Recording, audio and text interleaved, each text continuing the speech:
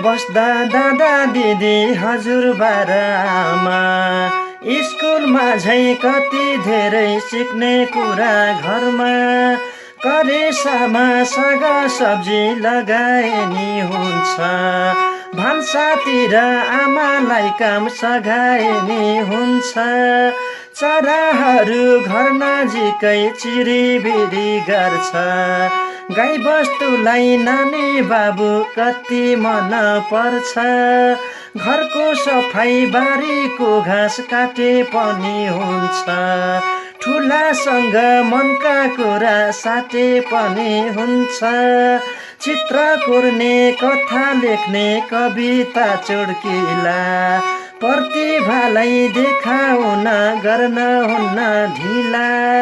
घरमै रहेका बालबालिकाहरूका लागि रेडियो बाल सिकाइ।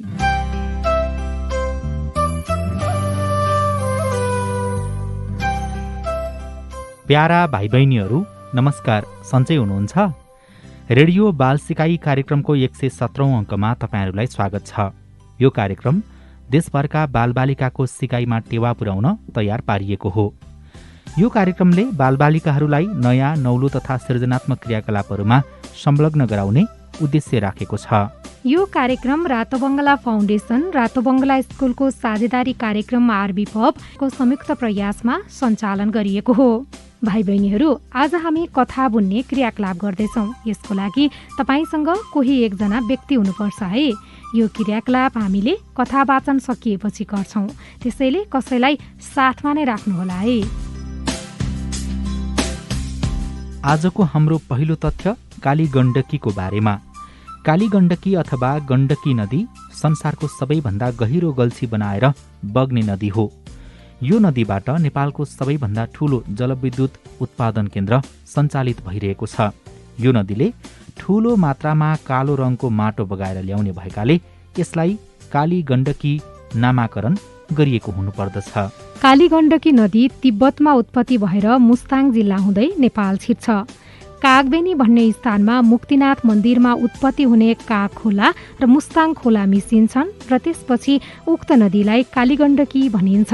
जुमसुम र टुकुचे हुँदै बगेपछि कालीगण्डकी संसारकै सबैभन्दा गहिरो गल्छी कालीगण्डकी खोज भएर बग्छ, जसको पश्चिममा धौलागिरी तथा पूर्वमा अन्नपूर्ण हिमाल पर्दछन्। उक्त गल्छीको उचाइ 1300 मिटरदेखि 2600 मिटरसम्म छ, जुन अन्नपूर्ण र धौलागिरीको चुचुरोबाट 5500 देखि 6800 मिटर तल पर्दछ। उक्त खोजबाट निस्केपछि गलेश्वरमा राहुघाट खोला, बेनीमा म्याग्दी खोला, कुस्मा नजिकै मोदी खोला, रुद्रबेनीमा बडीगाड, आँधी खोला आदि मिसिन्छन्। त्यसपछि कालीगण्डकी पूर्वतर्फ मोडिन्छ, जुन देवघाटमा गएर सेती गण्डकी तथा त्रिशुली नदीसँग मिसिएर दक्षिणतर्फ बहन थाल्दछ। देवघाटबाट पहाडी भूभाग छिचोलेर बहन थालेपछि यसलाई नारायणी तथा सप्तगण्डकी भनिन्छ। हिन्दू धर्मका विष्णु भगवानको साक्षात रूप मानिने अति दुर्लभ शालिग्राम पाइने एकमात्रै स्थानका रूपमा रहेको तथा मुक्तिनाथ र देवघाट जस्ता पवित्र धार्मिक स्थलहरूलाई जोड्ने कालीगण्डकी नदीको धार्मिक र सांस्कृतिक मात्र नभई पर्यटकीय महत्त्व समेत रहेको छ। रामपुर नगरपालिकाको वडा नम्बर 1 मा शालिग्राम संग्रहालय रहेको छ। आजको अर्को तथ्य चस्माको बारेमा। आजको आधुनिक युगमा घाममा लगाउने कालो चस्मा वा भनौँ सनग्लास वा गगल्स फेसनको एउटा पर्याय भएको छ। आफूलाई आधुनिक देखाउन कालो चस्मा अपरिहार्य जस्तै भएको छ। बिना कालो चस्मा हाम्रो फेसन अधुरो जस्तो देखिन्छ। तर तपाईहरूलाई यसको इतिहास थाहा छ त? यसको सुरुवात कहिले र किन भयो होला भनेर? सनग्लास कहिलेदेखि सुरु भयो भनेर भन्न गाह्रो छ, तर इतिहासलाई पल्टाएर हेर्ने हो भने मानिसहरूले सूर्यको हानिकारक किरणबाट बच्नको लागि हात्ती दाँतले बनेको चस्मा प्रयोग गर्ने गरेको पाइन्छ। यसको आकार अहिलेको भन्दा निकै फरक थियो। यसको आँखा अगाडि सानो आयात आकारमा काटिएको हुन्थ्यो, जसले गर्दा सूर्यको हानिकारक प्रकाश थोरै भन्दा थोरै आँखामा पुग्दथ्यो। यसको प्रयोग ग्रहण लागेको समयमा मात्र गरिन्थ्यो, तर 12औं शताब्दीमा आएर चीनले यसमा परिवर्तन ल्यायो। उनीहरूले गोलो कालो सिसा प्रयोग गर्न थाले। यस्ता चस्माले सूर्यको तेज प्रकाश रोक्न सक्दथ्यो, तर हानिकारक प्रकाश रोक्न सक्दैनथ्यो। यसमा समयअनुसार केही साधारण परिवर्तनहरू भए तर 1752मा आएर यसमा व्यापक परिवर्तन भयो। जेम्स स्कोफले चस्मामा रङ्गीन लेन्सको प्रयोग गरे। उनको भनाइअनुसार यस्ता रङ्गीन लेन्सले सूर्यको हानिकारक प्रकाशबाट सुरक्षा दिन्छ। 19औं शताब्दीमा आएर यस्ता खाले चस्माहरू सामान्य हुन थाल्यो। 1920मा अमेरिकाका स्याम फोर्डले सूर्यको हानिकारक प्रकाशबाट सुरक्षा दिने लेन्सको प्रयोग गरी चस्माहरू बजारमा ल्याए। यस्ता खाले चस्मा आम मानिसहरूले व्यापक रूपमा प्रयोग गर्न थाले। यसको प्रयोग पर्वतारोही र मरुभूमि पर्यटकहरूले धेरै प्रयोग गर्न थाले। समुद्री क्षेत्रमा यो अत्यधिक बिक्री हुन थाल्यो किनकि यसले सूर्यको कडा प्रकाशलाई सजिलै रोक्दथ्यो। यही समयमा यसको स्वरूप र आकारमा पनि परिवर्तन हुन थाल्यो। 1930मा एडमिन आइसल्यान्डले पहिलोपल्ट पोलराइज फिल्टर सिसा प्रयोग गरे जसले आधुनिक सनग्लासको युगमा प्रवेश गराए। उनको चस्मा साधारण व्यक्तिहरूले मात्रै होइन चर्चित कलाकारहरूले पनि रुचाएर लगाउन थाले, जसले गर्दा यो युवाहरूको पहिलो रोजाइ हुन पुग्यो। समयको माग अनुसार यसको आकार, रङ र डिजाइनमा व्यापक परिवर्तन हुन थाल्यो। अहिले बजारमा थुप्रै ब्रान्डका चस्माहरू पाइन्छन्। राम्रा कम्पनीले चस्मामा राम्रो सामानहरू प्रयोग गर्नुको साथै युभी फिल्टरको प्रयोग गर्दछन् जसले आँखालाई सूर्यको हानिकारक प्रकाशबाट मात्रै बचाउँदैन, छाला तथा आँखाका रोगहरूबाट पनि बचाउँछ।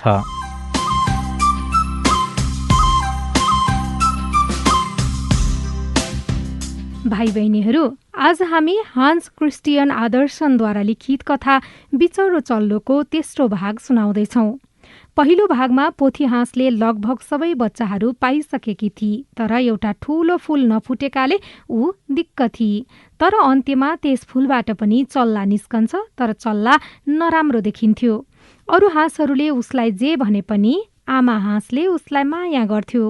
दोस्रो भागमा बिचौरो चल्लोलाई सबैले ठुङ्थे, हेप्थे र उसकी आमाले पनि बिस्तारै हेप्न थाल्छे। त्यहाँबाट ऊ भाग्छ र कुनै बुढीले उसलाई आफ्नो झुपडीमा राख्छिन्। तर त्यहाँ भएका बिरालो र कुखुराको कुरा सुनेर ऊ दिक्क हुन्छ, उक्त झुपडी पनि छोडेर जान्छ। अब बिचौरो चल्लालाई के हुन्छ सुनौ कथाको तेस्रो अथवा अन्तिम भाग सुधा ओझाबाट।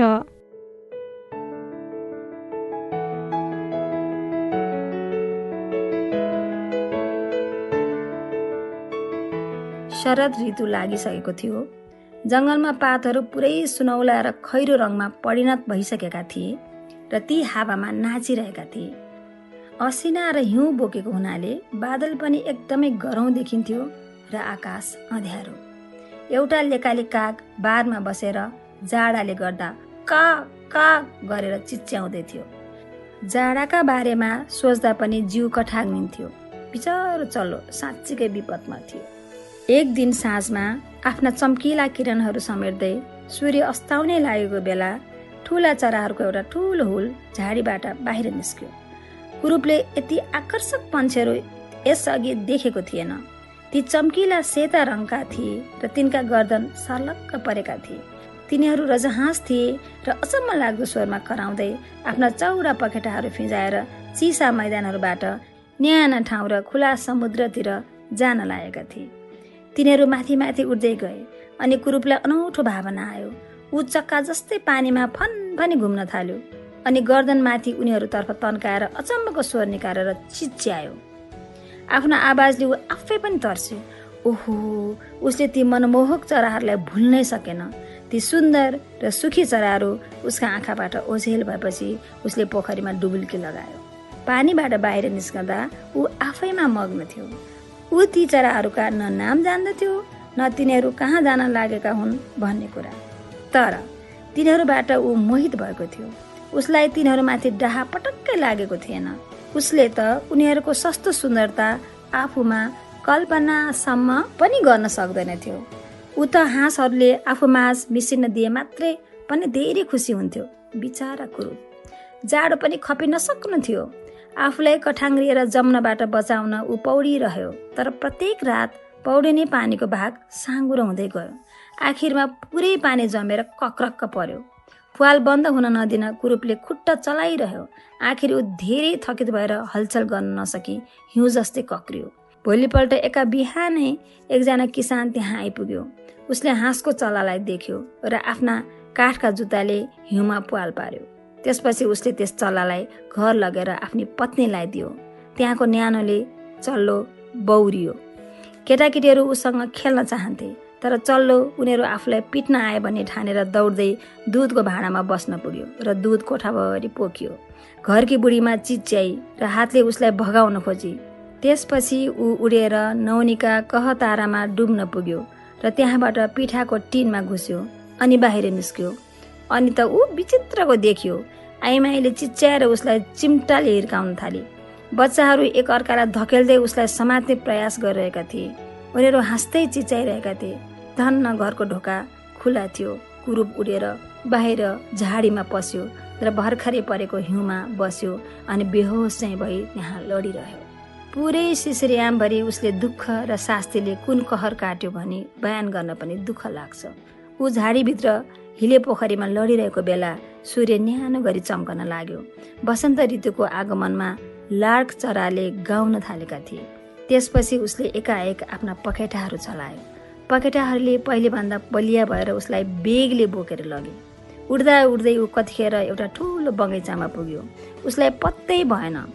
त्यहाँ स्याउका रुखहरू ढकमक्क फुलेका थिए र कलकल बगिरहेको कुलासम्म लत्रिन पुगेका लिल्याक फुलको बास्नाले हावा मगमगाइरहेको थियो। लामा हरिया हाँगाबाट मुस्कुराइरहेको वसन्त ऋतुको ताजापनले त्यहाँको वातावरण असाध्यै मनमोहक बनेको थियो। त्यत्तिकैमा 3वटा सुन्दर रजाहाँसहरू झाडीबाट बाहिर निस्के। तिनले आफ्ना प्वाखहरू चलाए अनि हलुकासँग पानीमा तैरन थाले।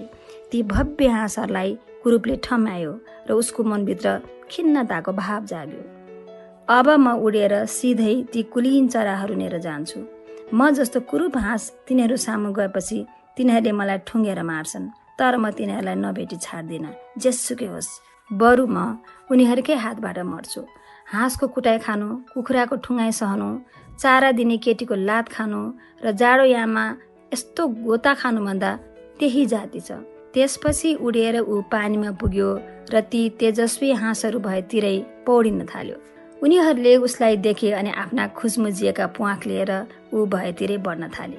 मलाई मारिदेऊ, बिचरो चल्लाले भन्यो र आफ्नो टाउको पानीको सतहमा झुकाएर आफ्नो मृत्युको प्रतीक्षा गर्न थाल्यो। तर सङ्लो पानीमा उसले के देख्यो? त्यहाँ पहिलेको जस्तो ध्वासे कालो कुरूप र घिनलाग्दो चल्लो थिएन। त्यहाँ त एउटा रजाहाँसको छाया थियो। रजाहाँसको फुल छ भने हाँसकै बथानमा जन्मे पनि केही फरक पर्दो रहेनछ। आफूले अहिलेसम्म भोगेका दुःख र कष्टहरू सम्झँदा उसलाई खुसी नै लाग्यो। साँच्चीकै खुसी के हो उसले बल्ल बुझ्यो र आफू वरिपरिको सुन्दरतामा रमाउन थाल्यो। रजाहाँसहरू उसका वरिपरि पौडिन थाले र आफ्ना चुच्चाहरूले उसलाई सुमसुम्याउन थाले। त्यत्तिकैमा ससाना केटाकेटीहरूले बगैँचामा आएर पानीमा रोटीका टुक्राहरू फ्याँक्न थाले। एउटा सानो केटो करायो, ए एउटा नयाँ थपिएछ। त्यसपछि तिनीहरू सबै थपडी बजाउँदै खुसीले नाच्न थाले र आफ्ना आमा बुवालाई बोलाउन दगुरे। त्यसपछि सबैले अझ धेरै रोटी र केकहरू पानीमा फ्याँके र एकै स्वरमा भने, यो नयाँ चाहिँ सबैभन्दा सुन्दर छ। कति कलिलो र मनमोहक। बुढा हाँसहरूले टाउको झुकाएर उसको अभिवादन गरे। त्यसपछि उसलाई एकदमै लाज लाग्यो र उसले आफ्नो टाउको पखेटाभित्र लुकायो। उसले किन त्यसो गर्यो ऊ आफैलाई थाहा थिएन। ऊ एकदमै खुसी थियो, तर उसमा घमण्ड भने अलिकति पनि थिएन। हुन पनि स्वच्छ हृदयमा घमण्ड हुँदैन। अरूले आफूलाई कसरी सताएका थिए र कति खिसी उडाएका थिए भन्ने कुरा उसले सम्झ्यो। अब अहिले सबैले उसलाई सबैभन्दा सुन्दर चरामध्ये सर्वश्रेष्ठ भनेको उसले सुनिरहेको थियो। त्यसपछि लिल्याकहरूले आफ्ना हाँगा पानीमा उभएको ठाउँसम्म झुकाए र सूर्य पनि एकदमै तेजिलो भएर चम्क्यो। त्यसपछि उसले आफ्ना प्वाखहरू फरफरायो, आफ्नो सर्लक्क परेको गर्दन उठायो र भित्र हृदयमा नै उल्लासपूर्ण स्वरमा भन्यो, म यति खुसी हुन सकुला भनी कल्पना पनि गरेको थिइनँ म कुरूप हुँदा। शरद ऋतुमा बिचरो चल्लो किन विपदमा थियो? राजहाँसहरूको हुललाई देखेर ऊ किन दुखी थिएन? किसानका छोराछोरीहरू उसँग खेल्न खोज्दा ऊ किन भाग्यो? ऊ भाग्ने क्रममा के भयो? उसले किन राजहाँसहरू भएतिर जाने निदो गर्यो त? बिचरो चल्लो आखिरमा के निस्क्यो त? उसले सुख र दुःख के रहेछ भनी कसरी थाहा पायो? अनि भाइ बहिनीहरूलाई कथा कस्तो लाग्यो त?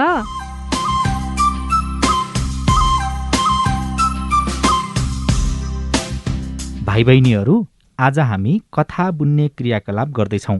यसका लागि तपाईँहरूसँग कोही साथमा हुनुपर्छ है। साथमा कोही हुनुहुन्छ त? नभए छिट्टै बोलाउनुहोस् ल।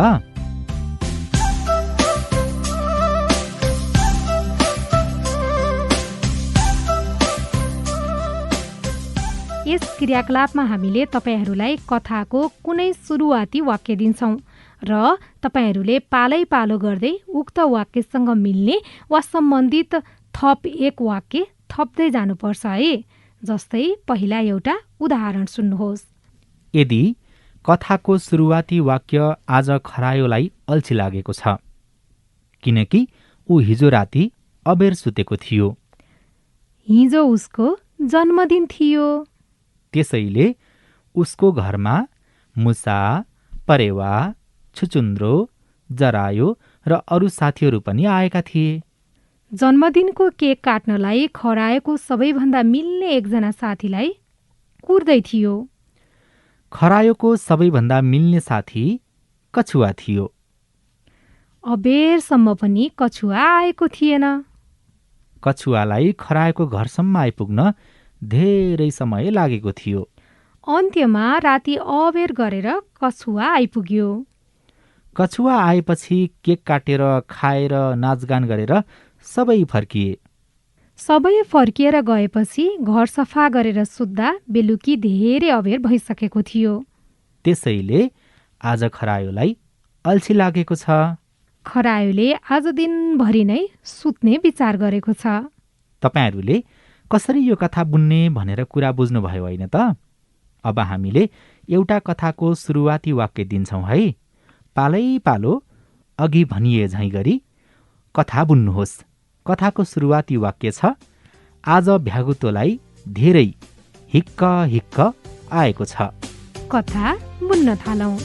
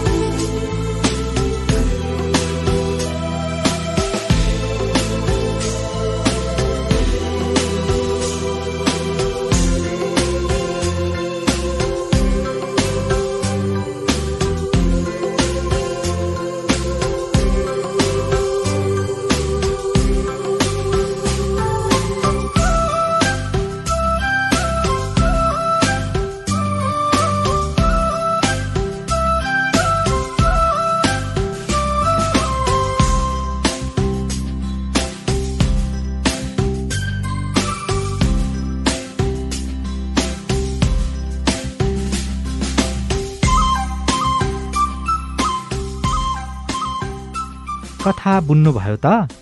यदि सकिएको छैन भने कार्यक्रम सकिएपछि पुरा गर्नुहोस् है र बनेको कथा हामीलाई पठाउनुहोला। क्रियाकलाप कस्तो लाग्यो? साथै अरू समयमा पनि साथीहरूसँग यस्तै कथा बुनेर खेल्ने गर्नुहोस् है।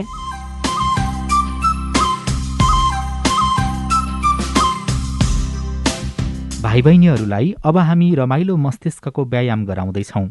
तयार हुनुहुन्छ त? यसको लागि तपाईँहरू सजिलो हुने गरी सिधा उभिनुहोस्। अब खुट्टा फट्टाउनुहोस् र दुवै खुट्टाको बीचमा लगभग 1 फिटको दूरी राख्नुहोस्। तपाईको दायाँ हात माथि उठाउनुहोस्। अब तपाईँको बायाँ खुट्टा उठाउनुहोस् र दायाँ हातको कुहिनाले बायाँ खुट्टाको घुँडा छुनुहोस्। फेरि सिधा उभिनुहोस्। यही प्रक्रिया बायाँ हात र दायाँ खुट्टामा पनि दोहोर्याउनुहोस्। पालै पालो गरी यो प्रक्रिया 8 पटकसम्म दोहोर्याउनुहोस्।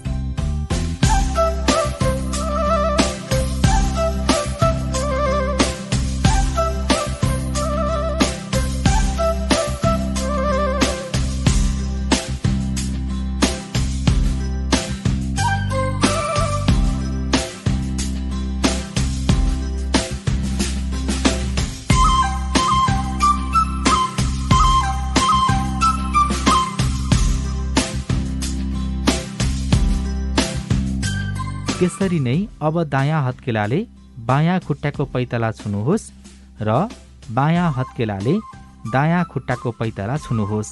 यो प्रक्रिया पनि 8 पटकसम्म दोहोर्याउनुहोस्।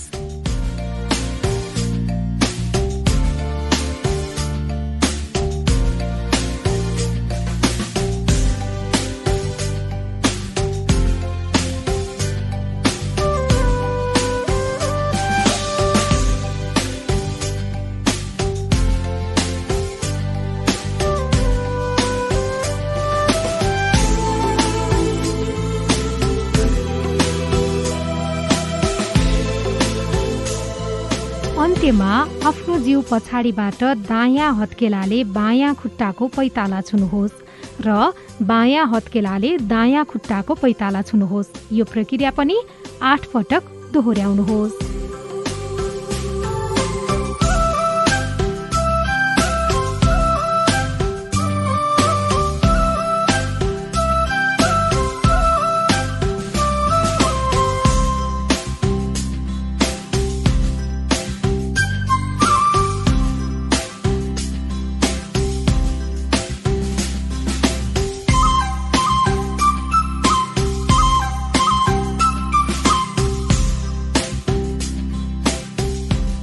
यो व्यायामले दायाँ र बायाँ मस्तिष्क र तपाईँको शरीरबीच समन्वय बनाउन मद्दत गर्दछ। साथै तपाईँका दायाँ र बायाँ हात खुट्टाहरूबीच समन्वय बनाउन तथा शारीरिक सन्तुलन कायम गर्न पनि मद्दत गर्दछ। भाइ बहिनीहरूले यो व्यायाम आफ्नो परिवारका सदस्यहरूलाई पनि सिकाउनुहोस् है।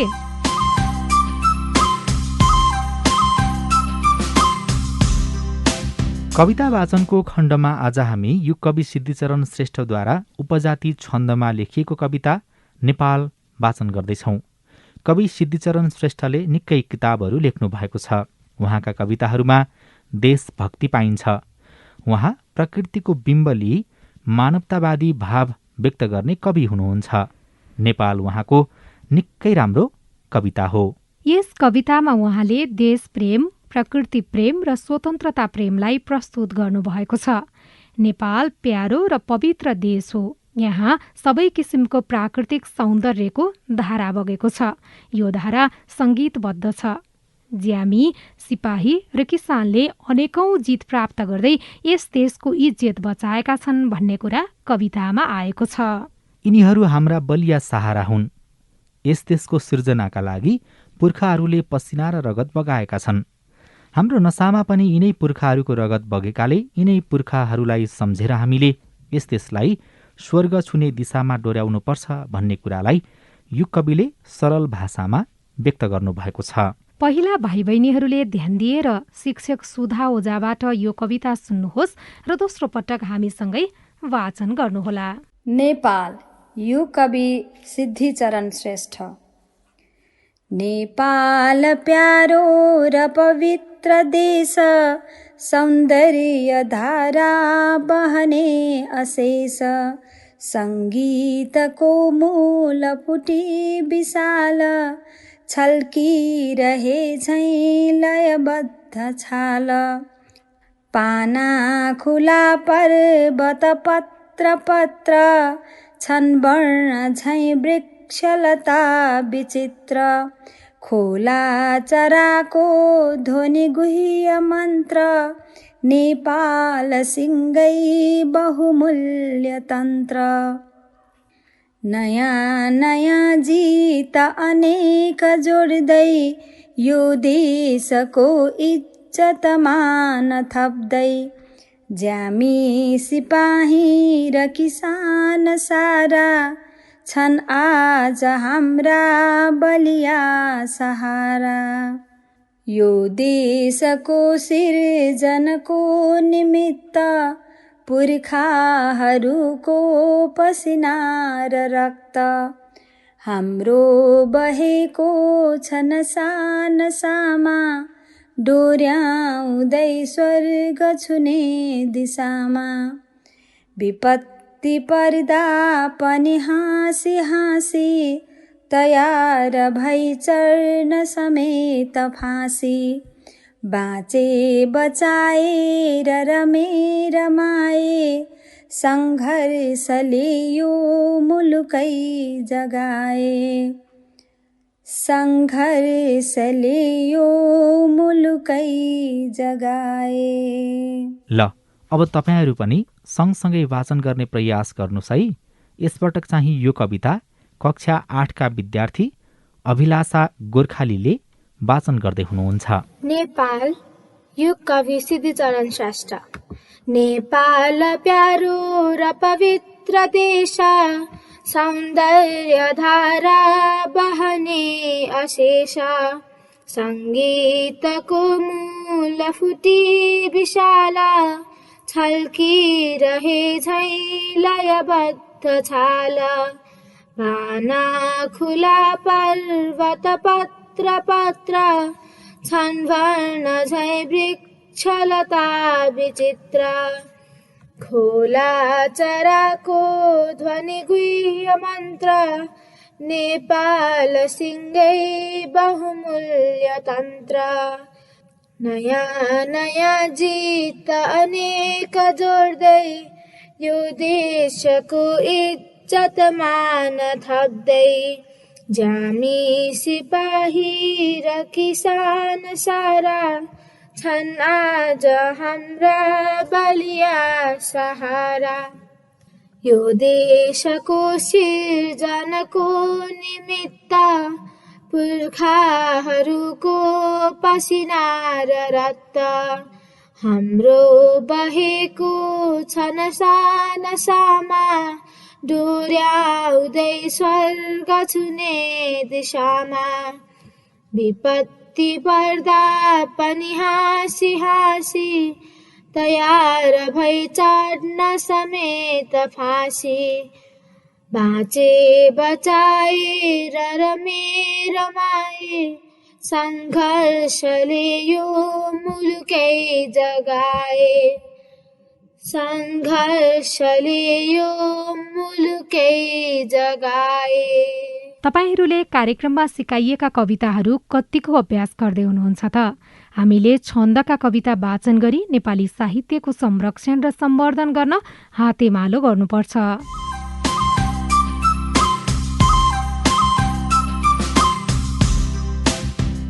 भाइ बहिनीहरू, हामी कार्यक्रमको अन्त्यमा आइपुगेका छौँ। श्रोतावृन्द, आशा छ आजको कार्यक्रम तपाईहरूलाई ज्ञानवर्धक मात्र नभई मनोरञ्जनात्मक पनि भयो होला। धन्यवाद।